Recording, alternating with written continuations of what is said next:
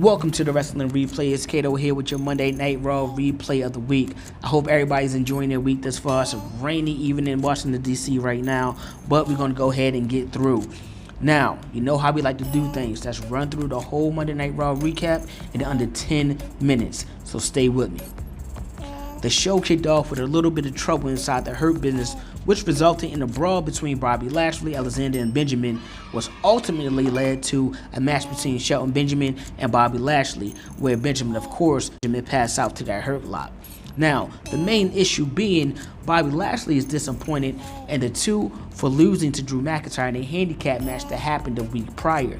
Not only did they lose and embarrass the Hurt Business, but they also forfeited their right to be able to come out on WrestleMania at ringside in case Bobby Lashley actually needs some help, and they was not able to capture that bounty that he put on Drew McIntyre's head.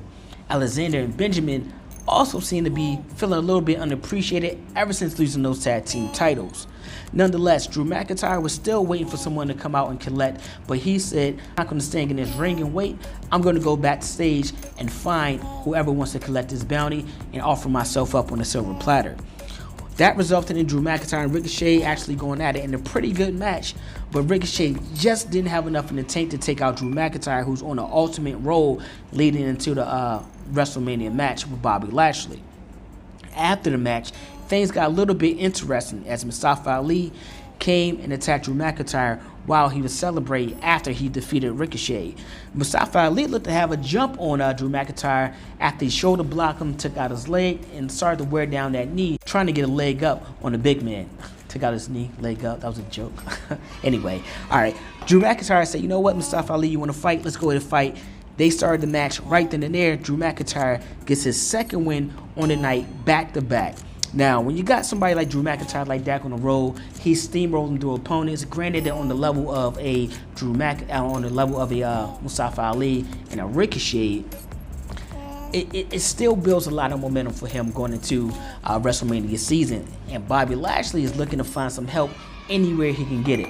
Now, an unlikely source actually reared his head at the end of Monday Night Raw, being King Corbin, when he came through and actually laid Drew McIntyre out. Now, King Corbin is one of those guys who, you know, he wins the King of the Ring, he wins Battle Royals, but he never quite get over that hump and actually capture world title success.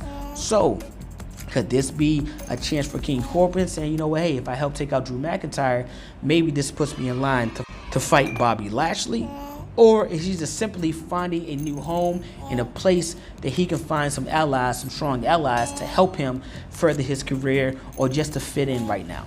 We'll have to see exactly how far that goes and what plays out with that. Now, at the end of the night, Drew McIntyre ended up passing out to that Hurt Lock that was applied to him by Bobby Lashley 3 times in a row. We also had Sheamus defeat the United States Champion Matt Riddle, setting up a match between the two at WrestleMania. Now, that should be a pretty good match, and it will also be a match where it's going to either A, solidify Matt Riddle as a United States Champion by beating somebody of the caliber of Sheamus and should offer up bigger opponents in the future, or B, it's going to show that Sheamus and his new attitude is actually worth holding gold on Monday Night Raw and can actually propel him into a world title shot possibly later on in the future. We also got to see Braun Strowman. He defeated Jackson Ryker. He's been having an issue with Ryker, Elias, and Shane McMahon. Now, Strowman has been chasing Shane McMahon around for weeks. Shane McMahon has been weaseling his way out of match after match after match, but he won't have anywhere to run in WrestleMania when Shane McMahon and Strowman actually meet in the steel cage match. Now, on to one of the storylines that had my attention for quite some time now, and that's Randy Orton and The Fiend. You got Randy Orton cutting his promo backstage, and you have Alexa Bliss later on in the night cutting her promo in the playground saying pretty much the Legend Killer will die at WrestleMania. Now, I've been on video already saying The Fiend needs to come out at WrestleMania and have a really big win against Randy Orton to solidify himself as a dominant character going forward in the WWE.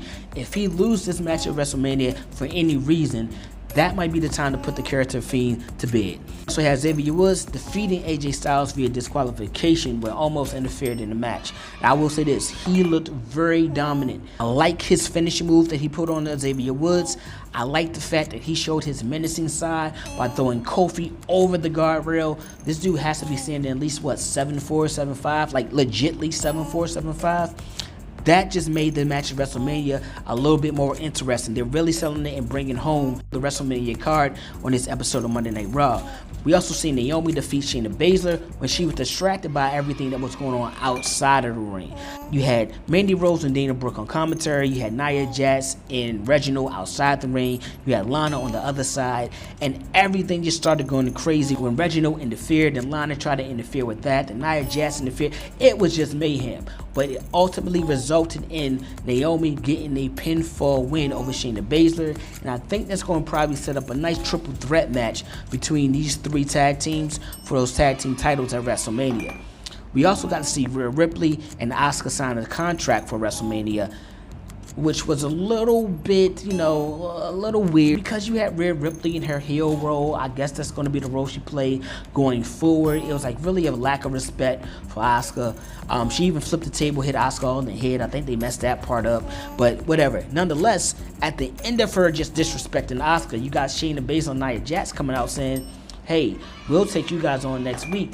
Nonetheless, we're going to see what happened next week on Raw when Asuka and Rhea Ripley team up against Baszler and Nia Jax. That should be pretty good as well.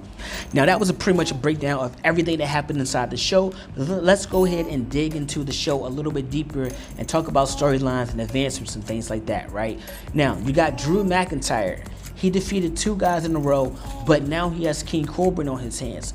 What does King Corbin want with the Hurt Business, Drew McIntyre, and Bobby Lashley? Because Lashley seemed to be surprised when King Corbin came out. That's one. Number two, Alexander and Benjamin. If they're out of the Hurt Business, if they're breaking up a Hurt Business, then what will happen with these guys? These are one of the better tag teams that you have had so far this year. If you break these guys up and they go back to do what they've been doing before, which was sitting in the back and jobbing out matches, that would be such a waste of a team that you build up and actually start to mesh and gel together pretty well. The Hurt Business as a whole, why would you break up a faction that's going so well? These guys clearly have each other back. They clearly had a little issue. Fine, you can get over the hump, but you make them drop the tag team titles, and then a few weeks later, you got them breaking up the group. Makes no sense. You broke up Retribution because that group clearly just was not working. But there was no reason to break up the Hurt Business. Matter of fact, I think they should have added Keith Lee when he returned to the Hurt Business to make it an even more dominant faction. And had these guys go from brand to brand to brand, just doing what they want and dominating. Kind of like a NWO type situation. That would have been pretty cool. Now, as far as the tag team titles go, I'm actually pretty excited to see AJ Styles and Omos maybe beat the New Day and take the tag team titles.